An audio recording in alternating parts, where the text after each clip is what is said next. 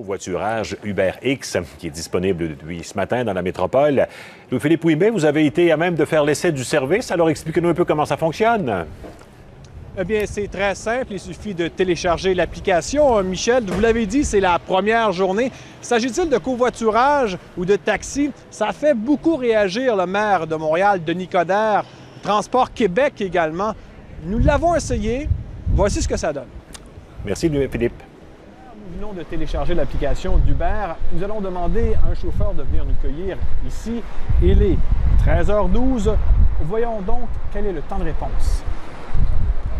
Donc, on nous indique que Jean-François, dans sa voiture Dodge Journey, devrait venir ici, dans 7 minutes. Allons voir. 9 minutes plus tard, notre chauffeur arrive. Pourquoi a-t-il décidé d'embarquer dans l'aventure? Je le vois vraiment comme du covoiturage. Je mets à disponibilité mon auto qui est là parce que justement aujourd'hui je suis au centre-ville, j'ai rien d'autre à faire pendant quelques heures. Fait que je peux me mettre à disponibilité des gens pour leur rendre service.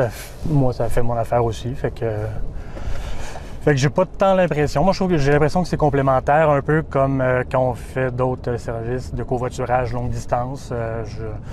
Quand j'en ai déjà fait à Migros, ces choses-là, j'ai pas l'impression de faire concurrence à Orléans Express. Évidemment, ce nouveau service ne fait pas l'affaire des chauffeurs de taxi. Écoutons dans un premier temps le président du comité provincial de l'industrie du taxi et dans un deuxième temps, la réponse du porte-parole d'Uber Montréal.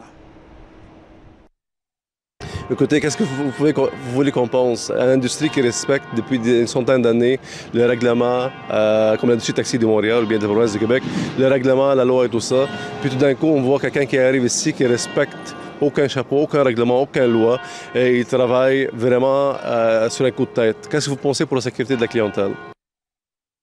Donc, tous les chauffeurs qui sont sur la plateforme UberX doivent passer à travers un rigoureux processus de vérification des antécédents criminels. Également, la vérification du dossier de conduite auprès de la CA qui est effectuée par une entreprise, une tierce entreprise.